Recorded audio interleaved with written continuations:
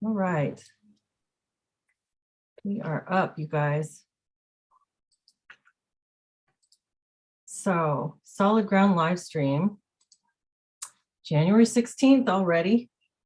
Already halfway into January, more than halfway. And it's good to see all of you today. Nice to see you. So we talked about, today we wanted to talk about social media broadly and more specifically as it relates to all kinds of things. I guess it can relate to how we interact with each other, how we feel about ourselves, how we're influenced to make certain decisions. And so sort of get us started, Jody, you want to give us a little intro into Solid Ground? Yeah, so the four of us are facilitators. We are peer facilitators for an online peer support community. And so I'm going to read the blurb about Solid Ground. Solid Ground is a peer support community for anyone concerned about the imposition of critical social justice, that's AKA woke, and or COVID mandates in their workplace, university, school, or community.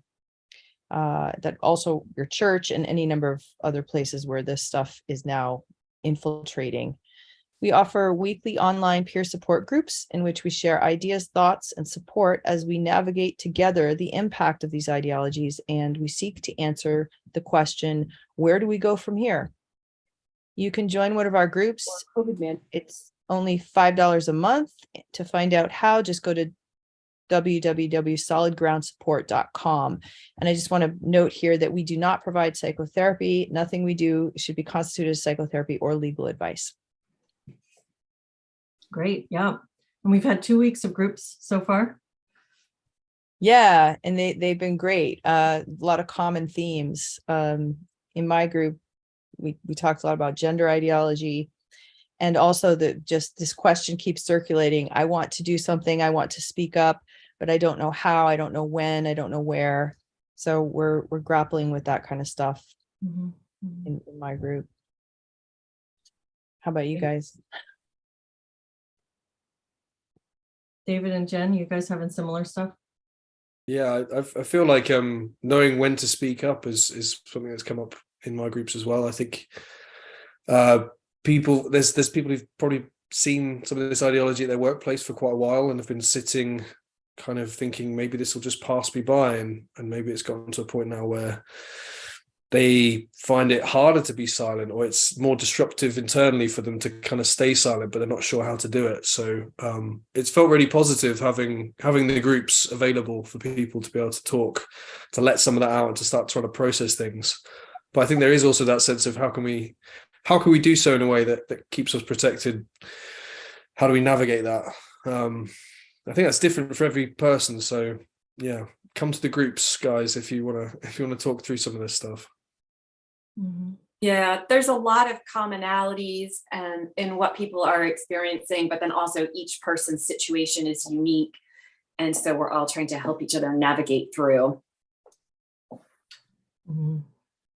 Yeah, it's been wonderful getting to meet some really great people, really conscientious and concerned and intelligent people, and hear their stories and what's going on in their lives with respect to these issues.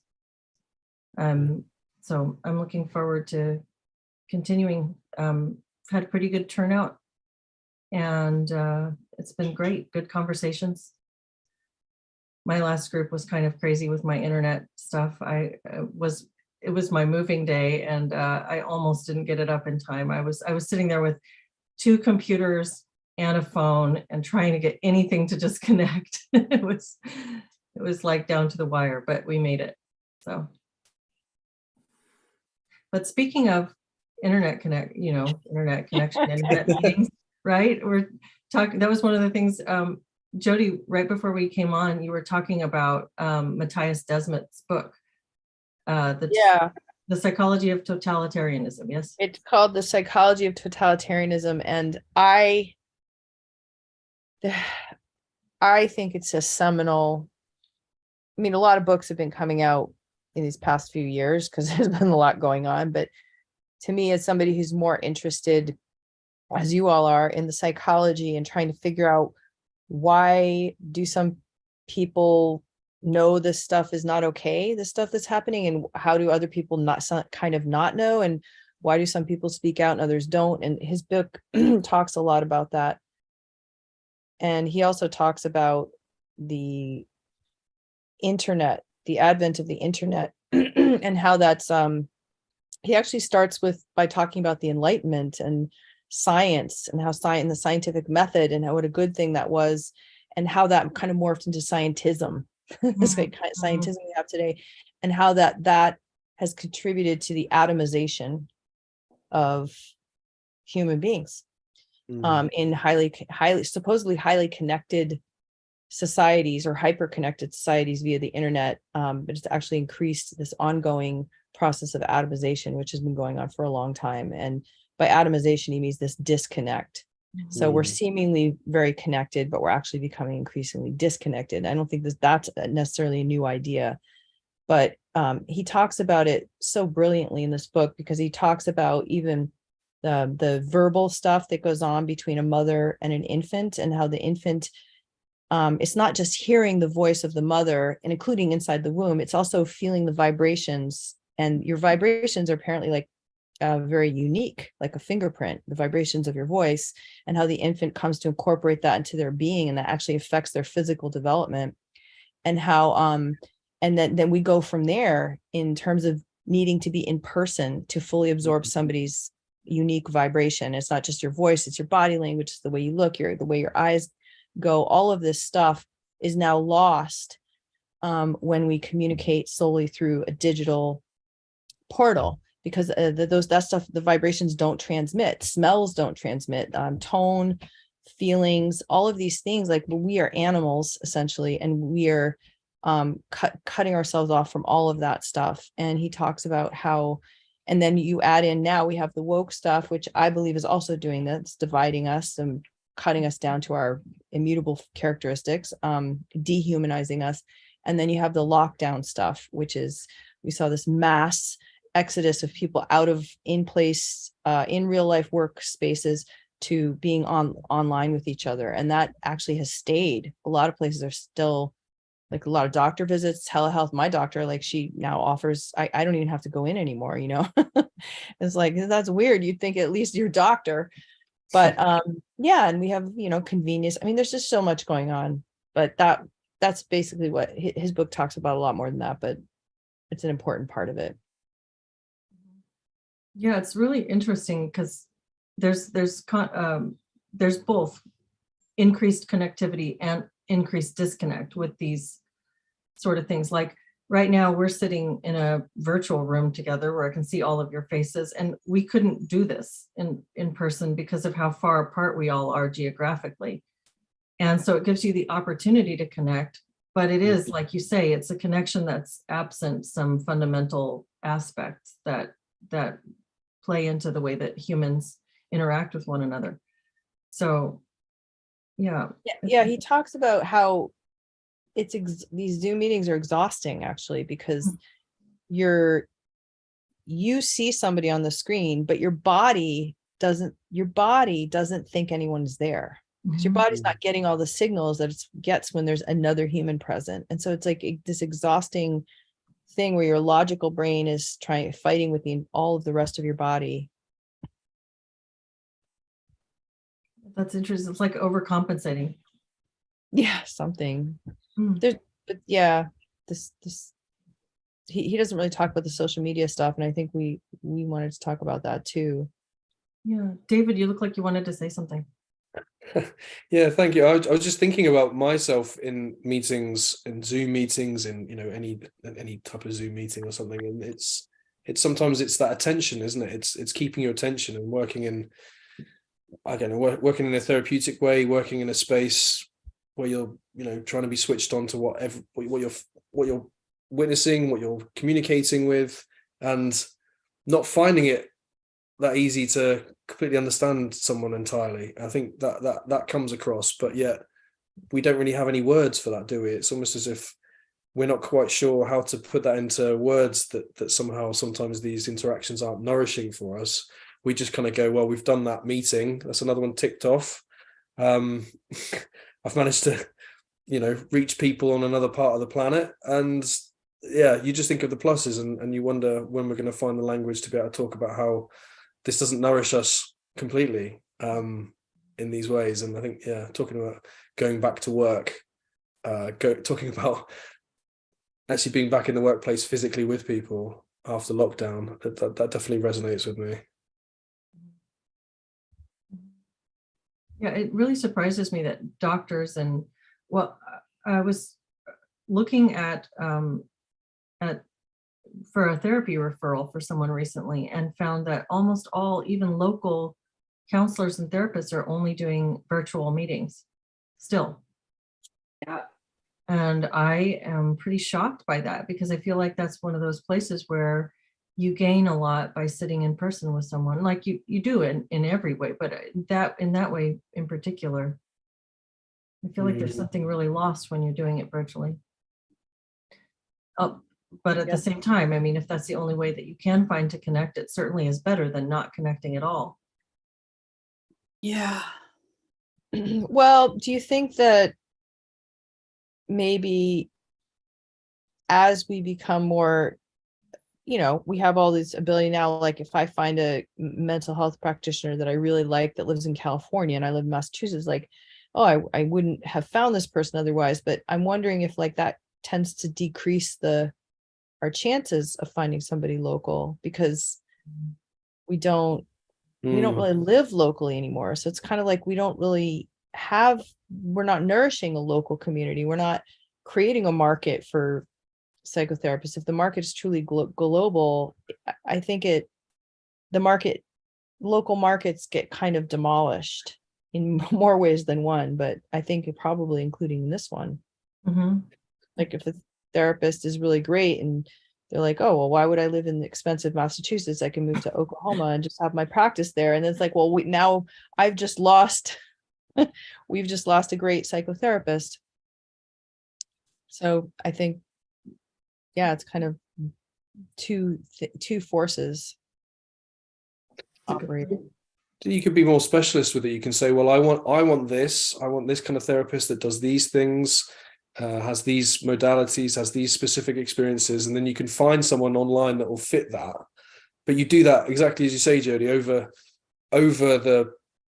maybe being with someone who's not quite doesn't fit all of the preferences that you've stated, but is local, is a human body that's local to you that you can actually meet up with in person. Yeah. What about, it reminds me of online dating kind of, when you said that, like you have all these boxes that you want to tick, and it's like just this notion of like swiping, I don't know, right? And like, oh, you just have a quick look at somebody, a flat 2-dimensional picture, and you see like a bunch of blurbs and swipe.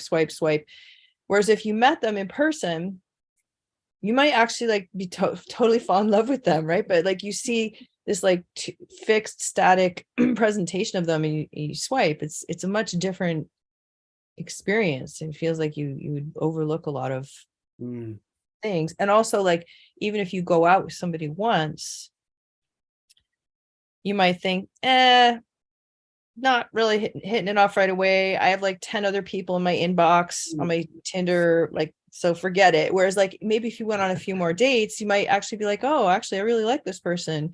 Yeah, it's like it changes everything, doesn't it?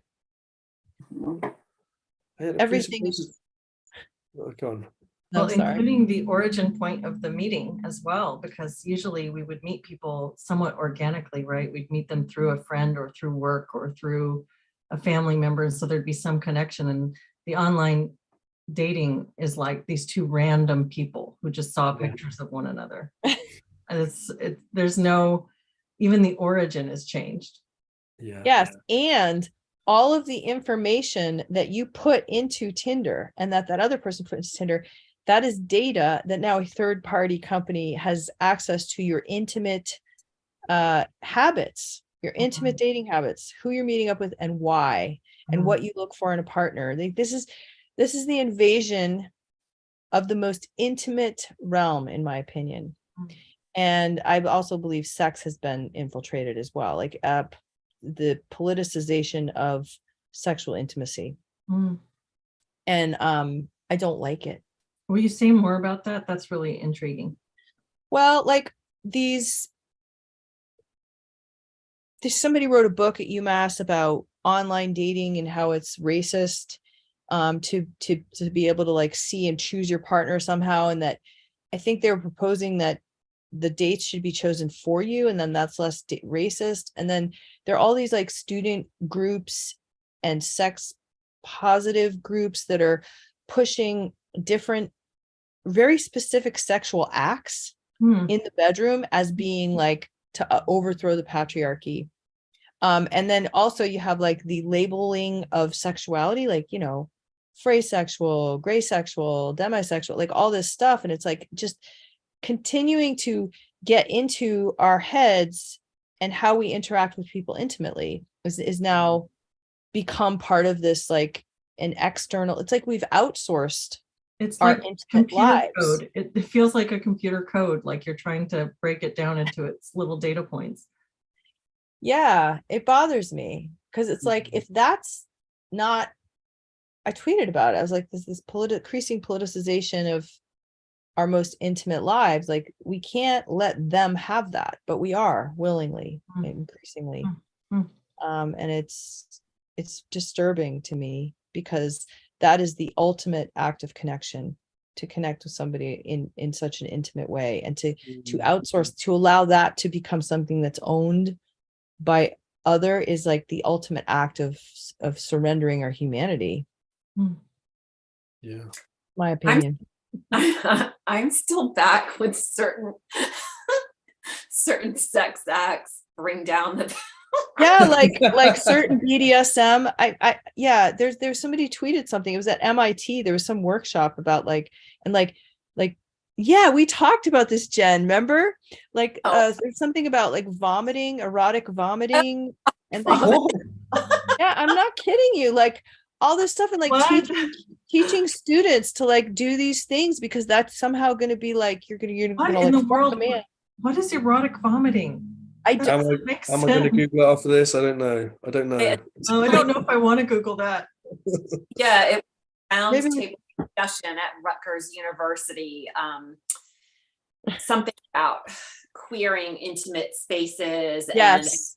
And one of the things that they were going to be discussing was erotic vomiting, which I cannot think of anything less erotic than vomiting. But It's called emetophilia, also Oh. known as I'm Googling it right now. The Roman shower is the sexual arousal from vomiting, vomiting on or watching others vomit. Mm. So it's kind of like you think about golden shower. Oh, yeah. It's like along those lines, where like body fluids other than semen and I don't know, vaginal lubricants, all the other fluids get involved, or you involve them in your sexual play. But and you know what? Who cares, right? If people want to do that, more power to them, right? I'm a liberal. I don't care what people do in their bedroom.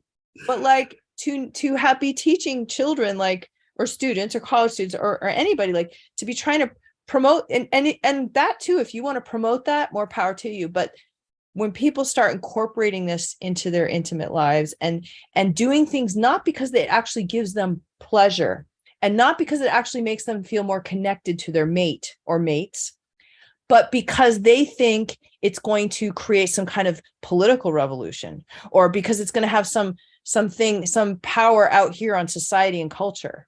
That is what I think is messed up. That disturbs me. It's because now you're not just thinking about your own pleasure and your own intimacy with your mate. Now you're involving the whole world. You're making it about the world somehow. And that you are shortchanging yourself when you do that, and your mate. You are no longer connecting authentically. Now you're connecting according to some script. It's bad enough that we have to do these. We're being told we have to enact these verbal scripts at work. Like I have white fragility and I am oppressing people, or I am oppressed because I am Black. Those scripts are bad enough. And now you have a script dictating your intimate sexual life. Don't do it, people. Don't do it. Don't do that. If you have to do it at work, I understand, but please don't do it in your bedroom. I am not vomiting on anybody. I'll just put that out there. I'm still waiting for the bit where it tears down the patriarchy, but does that, should I try it first and then report back? Yeah. Yeah, try it. Oh my gosh. Try it and see what happens, David. See how you feel. Well, let's Feels like check in it'll with the chat here. There's a bunch of posts in here. Hi, CNY photo video. Hi, Gin Bottle. Hi, Matthew Bowser. And hello, a silly pet rat. That's a cute name. Marby Dog says, family, friends, and community, we need all three. Chris Freestone, my father-in-law passed away today. My wife is livid, coerced. Oh gosh, I'm so sorry, Chris. That's horrible. I'm so sorry. Gin Bottle says, I have no academic background, but I believe I read what I need to in Sir Roger Scruton's Fools, Frauds, and Firebrands. I'm not familiar with that, but thank you for the recommendation. A silly pet rat says, on social media, you can have a lot of friends or followers, but no one really talks to one another anymore or has a conversation. We subscribe to scroll in isolation and only engage with ourselves. And CNY Photo Video says, yes, virtual meetings with no discount. The cost should be lower. Yeah, it makes sense. The overhead is lower. Chris Freestone, I like the KISS principle, pure blood dating sites. The silly pet rat recommends something called Unjected. And CNY Photo Video says, yes, dating tips from academia and government. What could go wrong? All right. Yeah. And is it Bill Bob 7624 says bangs are beautiful. So I guess me and you, Jennifer, we have the bangs going on. Thank you, Bill Bob. And I think hats are beautiful too. Oh yes, your bangs are very nice, David. Those are yeah. So thank you guys for engaging in there. Yeah, what could go wrong? Academia and government telling you how to date. Like you said, Jody, it's this prescriptive sort of it feels like, you know, when they started to talk about those consent rules where you have to ask consent before each thing, that was another part that, and that makes sense in a way. It really does make sense to make sure, keep checking in, make sure that you're on the same page with someone, but it felt very stilted when you were hearing the way that they were scripting these things for young college students. Removes all the surprise and spontaneity, I think. Yeah, makes you less likely to even want to have sex, right? And think about the parallels here of, we're going to tell you how to have sex, and we're also going to tell you what to put in your body. You can put this vaccine in your body. This is like a total invasion into, if you think of the final boundary, like, well, woke, I think, is about getting into our heads, and the vaccines, and now the intrusive sex scripts, our bodies. So like, we're becoming totally owned in a way. I mean, not literally owned, well, maybe that too, by the state. This is like statism to the final realm. I mean, it's very disturbing.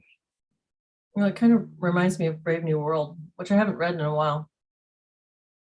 Maybe it's time to read it again. Maybe so. Maybe so. And on the topic of social media, you know, it's not just the fact that it changes the way that we're interacting with one another, but it also changes the way that we see ourselves. Sorry, guys. It's cute, Tom. I was telling Jennifer about this, that when I was in graduate school, we had to do lots of recordings of sessions. It was like a client session. You would record it and then you'd transcribe it and turn the recording in for instructor feedback. And because I'm not somebody who does a lot of social media, I always have nail polish over the selfie camera on my phone because I don't want it taking pictures of my face or watching me watch things. So I'm not accustomed to really looking at myself very often, except when I'm in the restroom or, you know, getting ready for the day.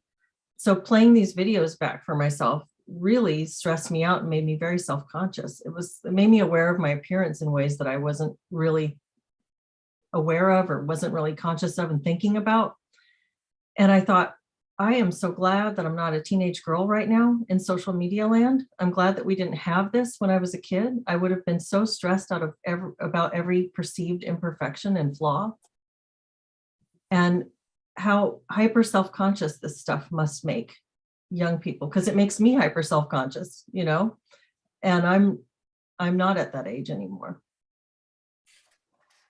I don't know. Do you guys have any thoughts about that? Yeah, I have a thought. I mean, and maybe a little bit of a devil's advocate, in terms of how you look as a musician. When I first started recording, it was very hard for me to hear the sound of my voice because it sounds very different to other people. It sounds very different when you're hearing it recorded. And I think that that's just, if you're going to be a public person, which you are, Leslie, that you will come to recognize, know, and love yourself on the screen. Well, I'm getting used to it now. This is fine. And I've gotten over that initial shock of it. But you know, I was in my early 40s and I was first seeing like a lot of pictures and videos. And I felt like that was difficult. And I guess my first thought about that was, wow, I can only imagine the impact that this is having on people who do this all the time.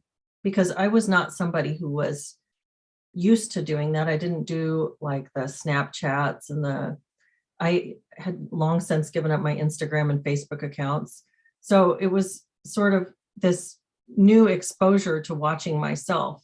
And I thought, this doesn't feel like a healthy thing for us to be engaging in. I don't want to be going about my day thinking about how I look. I don't want to be worried about that. I want to be thinking about what I'm looking at, not how people are. Yeah. And imagine going to a party now, these kids, like any moment at a party, which is supposed to be fun and spontaneous, like them being aware that anything they do is can and will be captured on somebody's phone and distributed to the world. Remember parties before cell phones? How much fun they were? Like, do you guys remember? Or it was just me, old Jen. You remember? Go to a party, like you didn't worry like that anything you did could be captured and distributed to the entire planet. Right? It must be really, really hard for kids now. Mm-hmm. Yeah, that's a good point. And with the filters and stuff, make people look not like way different than they actually are. Mm-hmm. Yeah, David, you're a bit younger than us. What do you think about all this? I was listening to you talking about what that feeling that of not identifying with that voice when it's recorded outside, and my first thought was that feels like that's what happens when you hear your voice from where you are. It's almost like you can hear, I don't know, the reverberation of your voice within your body sounds different to when it's recorded elsewhere. But there's a way in which you get used to that sort of disembodied voice, isn't there, eventually? But like, just as you were talking there, Leslie, about the fact that we can play so much around with our presentation these days with Snapchat and filters and things like that, you never learn to become used to sort of things. You're never able to.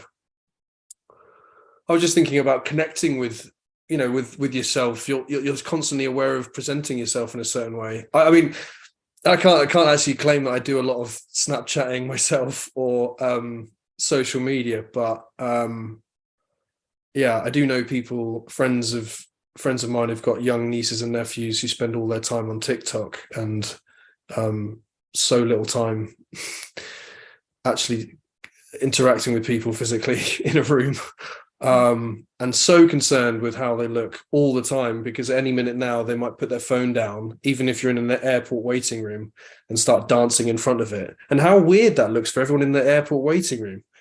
What are those people doing? Those 5-year-olds doing over there? They're dancing around to some phone that they've got now on the floor, because their focus is constantly on how people are going to think about them on this app they have on their little device. Try not to be too pessimistic about it. What do you Seems think? like It seems like it's breeding narcissism, where everybody's Yeah. sort of like the model in their own magazine now. Mhm. It just, yeah, it seems really unhealthy. And I'm very glad it didn't exist when I was a teenager, because I would have fallen for it hook, line, and sinker and really become obsessed, I think. Mhm. I also think that I've noticed this with my own attention span. It's really decreased. Mhm. If watching something like a movie or a series and there's a single moment of boredom, I grab my cell phone and start scrolling, I've noticed, which is a horrible habit. And I think we're kind of training ourselves to have attention deficit disorder. Like, you have to have maximum stimulation at all times or else you're bored. So then you pick up yet another device. And I continuously stop myself from doing that. But I know if I just let myself go and wasn't conscientious about it at all, I would just have, my iPad going with one thing, my phone with another, and it's absolutely terrible for the brain.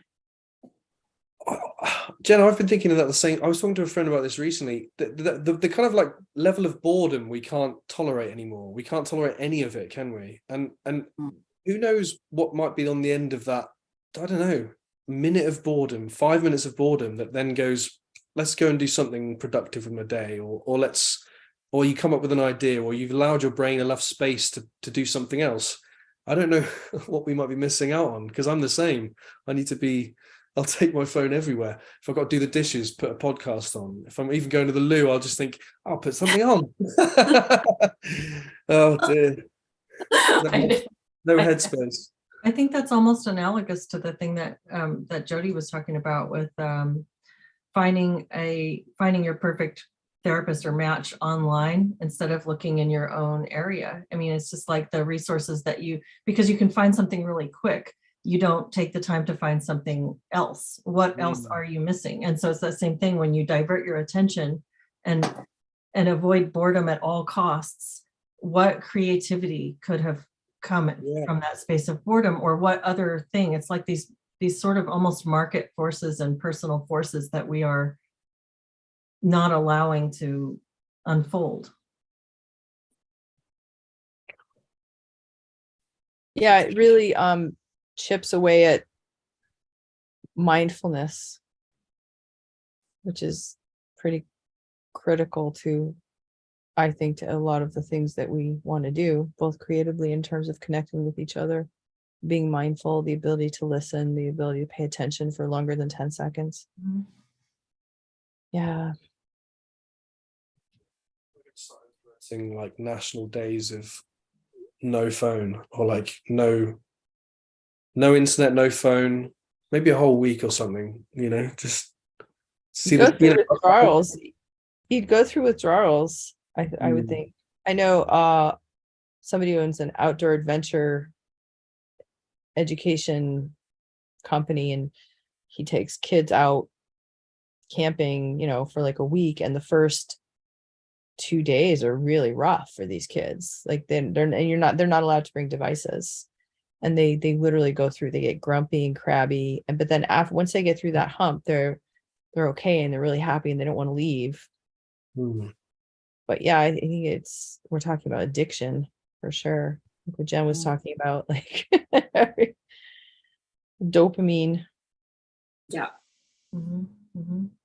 Couple of comments here. A silly pet rat says, when I worked from home, I was in Zoom meetings for 8+ hours a day, so I was looking at myself all the time. Pre-COVID, we never had to look at ourselves that much. It made me really self-conscious. And yeah, that's been my experience with it. It was a strange thing to get used to, seeing yourself when you're looking at someone else. It's kind of like another layer, like we're talking about the weirdness of meeting via Zoom or meeting online. I think that usually when you're sitting in a room with someone, your full attention is on that person. And like you said, there's other aspects of attention. There's, vibration, scent, there's, personal space that a person's taking up. But also the fact that you can see yourself right next to them is a really strange feature of this online communication. Yeah, and I wonder, even if, like, also for neuro atypical people, it's hard enough you're neurotypical, but for somebody who's not neurotypical, like we don't even know what the what the impact of that is. Just thinking about all of the things the woke never talk about. Mm. Yeah. That's another story. Lisa Is it- Lewis says, previously we were able to reflect on ourselves. Now we're trying to present ourselves to others. Yeah, that's the energy coming in here. Like, how do we look to other people instead of what you said, Leslie, instead of being able to see, you're just looking at yourself all the time through the eyes of other people instead of actually seeing them. Mhm, mhm, Yeah, which makes you more focused on the surface. Mm-hmm. mhm. And I saw this other comment pop up. Nancy Baumgartner says, I have actually given some clients homework to be bored and allow it to go with it and practice it daily so the ability strengthens. It's been a very good intervention for some. I like that a lot. Mhm. Mhm. I like that. Yeah, I've definitely struggled with phone addiction as well. Mm. Picking it up too frequently, not letting myself be bored, putting on a podcast while I'm doing things instead of just thinking or letting my mind be blank. Yeah. Yeah. Can practice a boring moment here on the Solid Ground live stream. Yeah, it has to be something really good and creative afterwards, though. Yeah. Okay, David, you said it, so it's your Yeah. you're on. Oh, quick, I'll just Google something.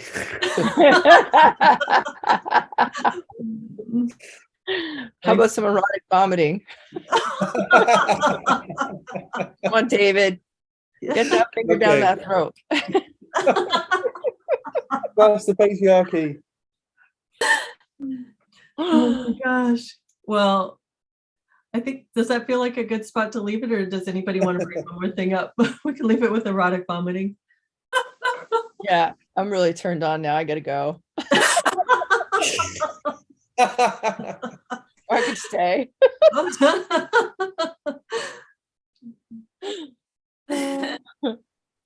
Well, it's been a good conversation. I don't know where I expected it to go, but that wasn't quite where, but it was good.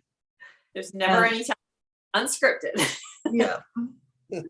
And if y'all out there want to connect with us, please do join the locals and show up at the groups. They're really good. Lots of good Yeah, people in there. solidgroundsupport.com. That'll tell you how to get to the locals. It's easier Okay. than just hunting. Yeah, for there the you go. locals. Good. Like she said. And we'll see you in the groups, and we'll see